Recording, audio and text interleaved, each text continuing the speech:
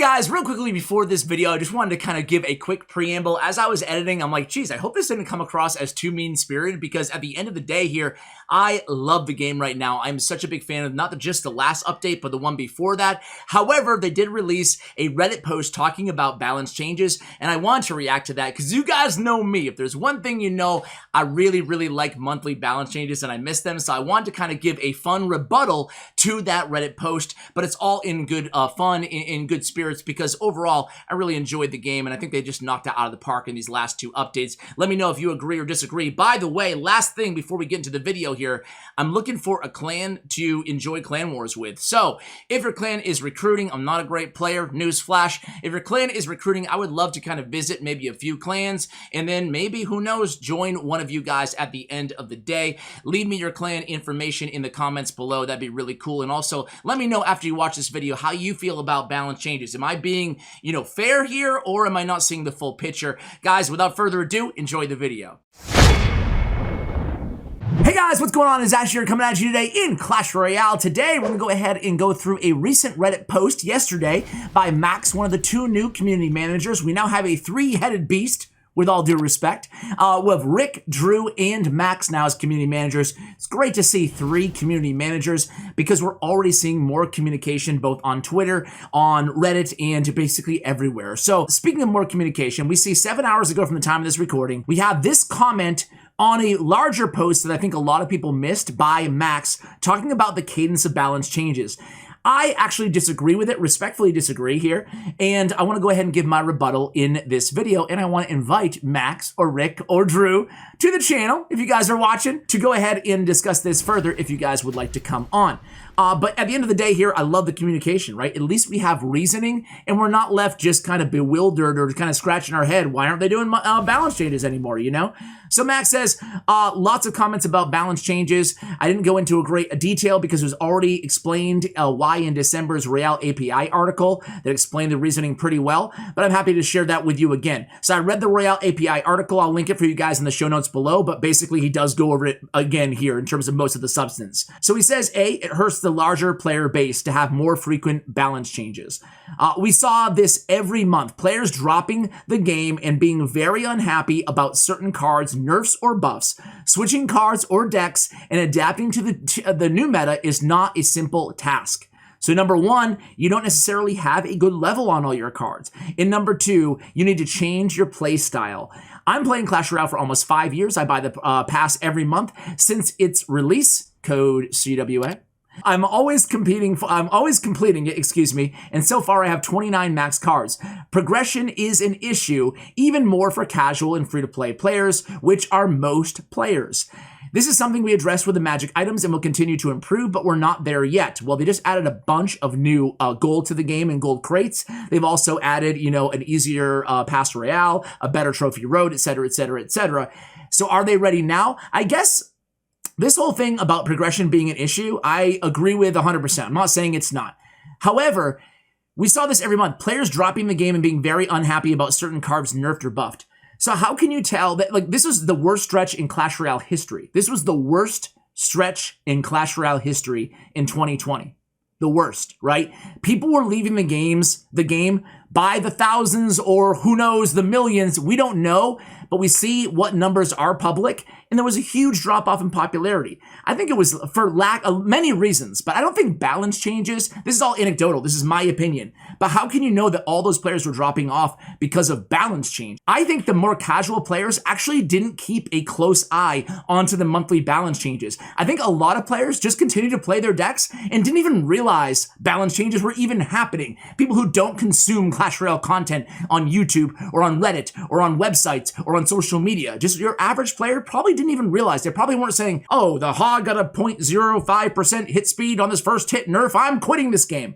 I think it's rather due to the bad updates, the lack thereof updates, stuff like that, and progression issues, which is an issue independent to me of balance changes, okay? That's my rebuttal. Curious to hear what you guys think. I know a lot of you guys are going to disagree with me as well, but that's why we're having this video.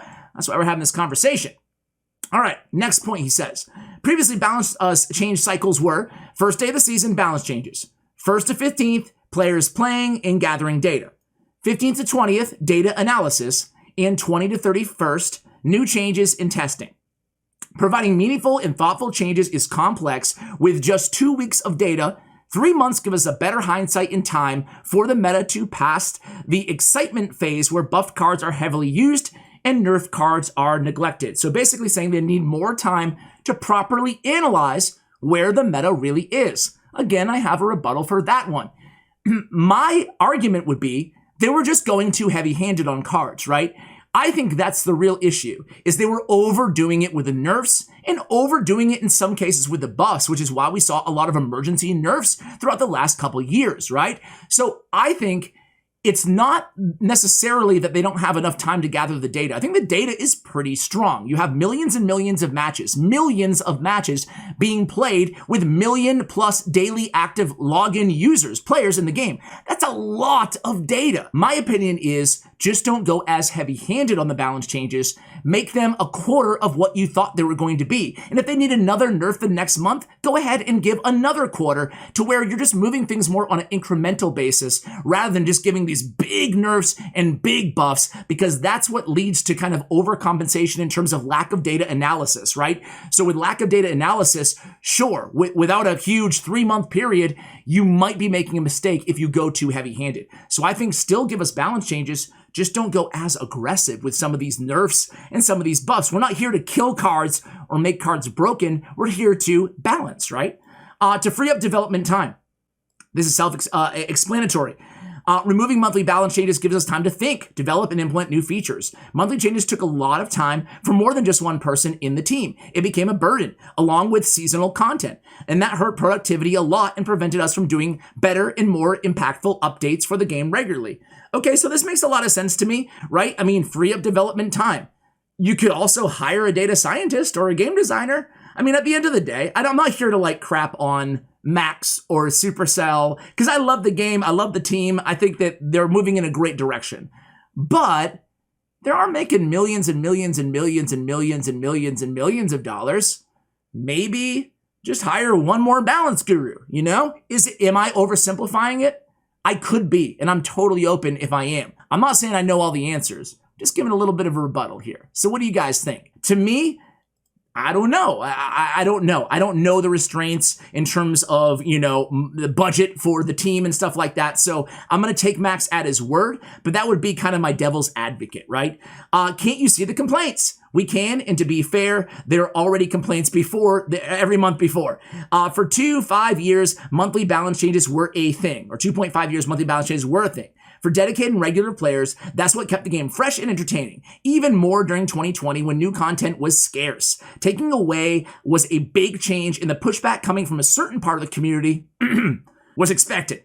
I personally think that players, dedicated, pros, and maxed out ones are eager for new content and reasons to play the game. And monthly changes were that content. I agree with him there. That was a direction that we did not take lightly, or decision, that would not take lightly, and we're discussing it regularly. Likely no later than this morning. Okay, so what about every 2 months or every 6 weeks? For now, there's no plan to change. I know this is not what most of you want to read, but we still think that quarterly balance is currently the best for the game. But I can assure you, will still be discussed and debated amongst the team. Your voices are being heard. Thank you for your comments, discussion, and opinions. They're valuable to us, even if we don't always agree. Cheers. So again, I really like the communication here. The overall sentiment was really good in the responses as well. However, I guess at the end of the day, I felt like balance changes were good for the game, right? And I felt like it, for me and a lot of players, a lot of my viewers as well. And I'm not speaking for everybody, but I'm speaking for the majority of you guys, right? And I know that my viewers and me, we make up a little bit more of the hardcore community, so I totally get that. But I go back to what I mentioned earlier. I think that casual players, for the most part, are totally ignorant to balance changes, right? I think people who are tuning into social media and YouTube, I think the majority of them want more frequent balance changes, just the majority. In fact, I even posted a community tab poll, and I think like 80% of you guys wanted frequent balance changes. That's a huge majority, right? So, although I agree with the sentiment that progression needs to get better in the game, I think this update is going a long way in that regard, I do think that monthly balance changes were a great form of keeping things fresh. No one wants to go against the same decks for a month at a time, let alone 3 or 4 months at a time. It can be exhausting. And when the same cards are the same strength, to me at least, it's just not as exciting on a weekly, daily, monthly basis as it used to be. Is the game trash now without monthly balance changes? Of course not. Do I still play a lot? Of course I do.